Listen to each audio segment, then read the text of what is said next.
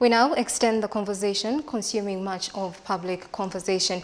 Joining me now is Adams Mayambala, who speaks to the National Unity Platform President, Robert Kyagulanyi, to expand more on the matters affecting the state. Adams, a very good evening to you. Good evening, Bernadette, and to the viewers, PM viewers. Thank you so much. I'm joined by the NUP President, Robert Kyagulanyi Ssentamu, commonly known as Bobby Wine, and we are here to discuss a number of issues. Pleasure to have you here, Mr. President. Pleasure to be with you, my brother. How are you? I'm alive. Thank you. Alive? Yeah. Alive but okay, not fine? Well, for as long as I'm alive, everything else is secondary. Yeah. And I welcome you to SEETV. Thank you very much for having me. I'm glad to be here. Good evening, viewers. First and foremost, let's talk about what is happening in the country. Yesterday, there was a scene at Chigo prison. One of your MPs of NUP was recaptured after he was given bail to walk home. And another one, Segirinya, is still rotting in prison. What's your take on that? Well, Ugandans should be reminded that this has been happening for the longest time. This has been happening, the illegality has been happening since these rebels took over our country in 1986. This is not new. It happened as far as 16 years back ago when the Black Mambas raided court and got the Dr. Besigye supporters, got them into unknown places. It is happening again now, you know, without quoting any law, with utter shame, with impunity. They are doing what they've been doing all along. It's only that the cameras see it more now than before, but it has been happening. Yeah. Robert, Segirinya is also still in prison. Yes. And these things have been happening, and the president came out and spoke about it. The president spoke about violation of human rights and all that. What are your thoughts on that when such things are still happening? It speaks of the double standards of the Museveni regime. It speaks of the hypocrisy of Museveni, the person. This is supposed to show us Museveni, the man. He will say one thing and do the opposite. With the entire world seeing, we saw him pretending on TV to be respecting human rights. But you all saw him when he came out and said, bail is not a constitutional right. What a shame.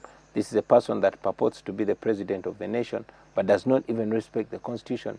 Article 28(3) provides to the, that a person would be presumed innocent until they plead guilty or until they're found guilty.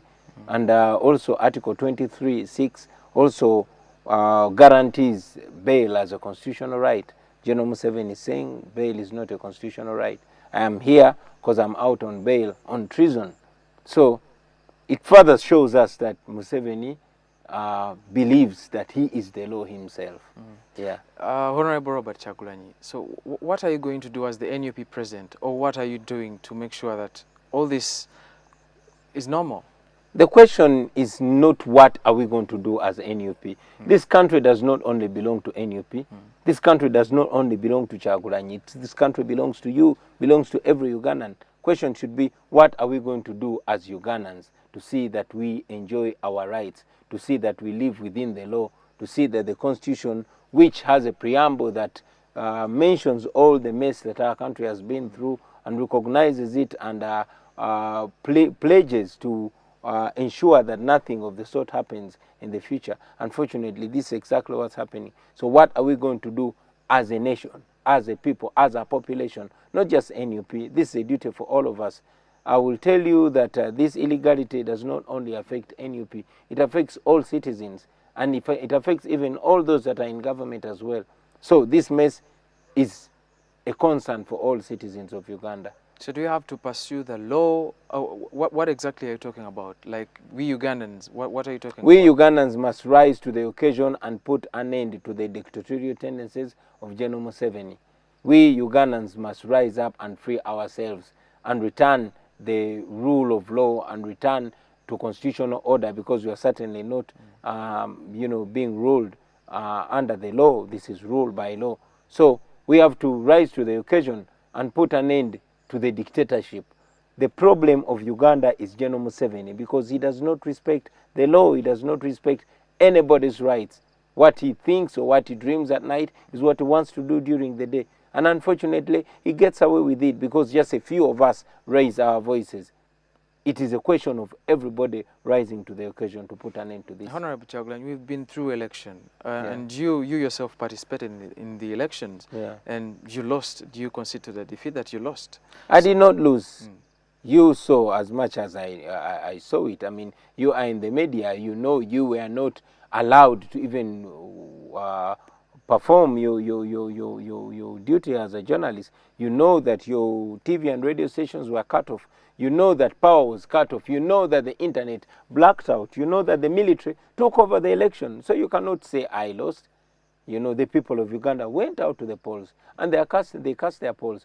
But General Museveni, you know, using impunity like he has been doing so, you know, declared himself winner. And now, once again, I tell you that we as Ugandans are on our own, and it's going to take us, all of us, to put an end to this. So if not the elections, then what avenue do we have? What avenue does Uganda have to change the regime? Yeah, the first avenue, of course, was the election, because that's the provided legal avenue of changing power.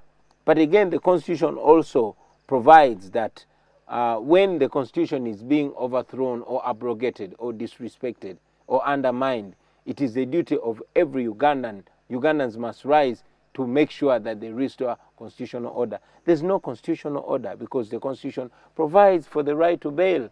We see not ordinary citizens, but members of parliament being abducted on the doors of the prisons, and they're taken to unknown places. So it is upon us to use all available means of restore constitutional order. When you speak about all available means, what does the Ugandan get out of it? Whatever the Ugandan wants to get out of it. Even you, whatever you want to get out of it, at least I've told you that we must use all available means. I must assert that we as NUP believe in non-violence. We believe in constitutional and legal means. So I'm telling you that we must use all legal means, especially those that are non-violent. We as NUP, I'm not limiting anybody else, because there comes a time when we must free and use any means necessary. Is there a mean that is non-violent and not elections? Oh yeah. Do you think the Sudanese were violent? They were non-violent. They removed a dictator called Omar el-Bashir, one of Museveni's best friends. The Egyptians, they were non-violent. They removed a dictator called Hosni Mubarak. The Tunisians were non-violent. The people from Burkina Faso were non-violent. So non-violence works, and it kicks away dictators. Yeah. Mr. President, as your supporters call you, speaking about the as status Ugandans quo, call me. As Ugandans? Yeah. Okay, speaking about the status quo of the country, the recent massacres in Masaka, the opposition has been implicated into this. What's your take on that? Is it, the president came out and said it's political, it's from the opposition, and you seem to be the head of the opposition because you're the man there. So what's your take on this? Why am I not arrested then? Two of your MPs have been arrested. I think this is done by the regime. You had the general, what's his name? Kaindo Tafire. He said it some time ago in Bushenyi when they were burying Adonia Tiberondwa. He said it was their trick. It was their tactic as the NRA rebels. They would put on UPC uniform, go kill people, and then make sure that the people blame the UPC government, thereby hating it and detesting it. So this time around, they have not been held accountable for those mass murders, but they were killing people. And the same Museveni recently said they are going to return to the NRA tactics. These tactics, we know them as NRA tactics. And I want you to remember that since time immemorial, every time Museveni is defeated in an election, but in a particular area, that area faces violence. We saw it in Gulu, in Acholi land, we saw it in Kasese, and now we're seeing it in Buganda, particularly in Masaka. So to see that the same Otafire came out again to claim that, when NRM was winning in Masaka, people are not dying. But now that NRM lost, people are dying, as if to justify the killing, as if to say they are punishing the people of Uganda and the people of Masaka in particular for not voting for NRM. You know, that speaks volumes. So what do we have to do about it? Because it's happening. People, innocent people are dying in Masaka. Now, you know that the people that we pay to protect us are actually criminals. They are using people's and taxes to oppress them. You've seen drones flying everywhere. You know, if I step foot in Masaka, you'll see an entire battalion deployed in Masaka. How do you then tell me that a government that has capability of hunting down political opponents from the deepest corners of the country and abducting them has no ability to hunt down machete-wielding thugs if they are not the ones, you know, sending them to kill our people? Remember that some years ago, Kaihura was the Inspector General of Police, paraded the same people for the same crimes. And then the boys who were paraded actually said that it's the police that sends them to carry out those atrocities. How then do you tell me it is not the Museveni regime that is doing that? This is an open secret. Honorable Robert Kyagulanyi, as we are winding up, yes. Do you see yourself on a ballot paper the next election year? That is very irrelevant. That is as if you are telling us to forget about now. You're telling us to think about 4 years, 5 years from now. We have now to sort out. I won the election. I'm supposed to be the legitimate president. Yeah? But now, it's as if you're trying to tell us to sweep that under the carpet. And it's too big to be swept under the carpet. So we have now to sort out.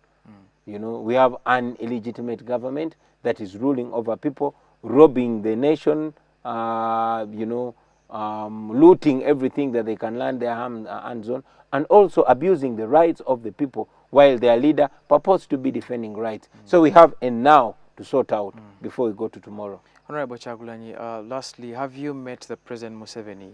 Have you ever met him? Why would like I in meet? person? Why would I meet General Museveni? He's the president of Uganda.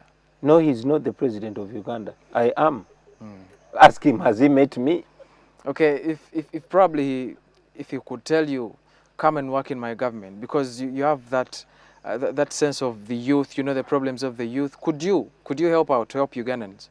Let me tell you something. The issue at hand right now is not an issue between me and General Museveni. No, it's an issue of Ugandans. What Ugandans say according to the law is what is supposed to reign supreme. Then why do we reduce an issue of 45 million Ugandans to only 2 people? And again, I'll tell you that, not that I despise dialogue, but dialogue with Museveni has been dialogue of co-optation. You know, what do you want? How much do you want? And that's not what I believe in. I believe in, you know, doing what's right and being accountable to people. Sure. Mr. President, lastly, what the words to your supporters? What are you planning in the near future? I want to tell Ugandans that everything that's going to change your life is supposed to have your involvement there. Of course, I'm thankful to the brothers and sisters that have risen to the occasion and spoke out, the artists, the civil society, the ordinary Ugandans, and the leaders, the politicians that have stood with the people. I salute you so much. Those here in Uganda and those in the diaspora. I want you to know, fellow Ugandans, that we are on our own. You cannot leave this matter to Parliament. You cannot leave it to the courts of law. You cannot even leave it just to the politicians. It's everybody, whether you are doctor or lawyer, student, teacher, educated, uneducated. You have to raise the conscience in your own, you know, surroundings, in your community. Let each one teach one. Let each one of us make sure that we add a brick. We add, you know, a brick of building our liberty, our democracy. It's not going to be a Kyagulanyi thing alone. This is not about me alone. I'm just one Ugandan that's playing my role. You can play your role too. We all can play our roles. Thank you so much, Mr. Robert Kyagulanyi. Thank you very much. The NUP president. A lot of titles there. And before I forget, you say happy belated birthday to Mama Robert. Thank you. Thank you so much. Back to you, Bernadette Opio. That was the NUP president. I can't say any word further than that. You've heard everything from the horse's mouth. Thank you so much, Adams, for that interview. Well, you have heard it there, ever so bold and ever so assertive. That was Adams Mayambala speaking to the National Unity Platform President, Robert Kyagulanyi.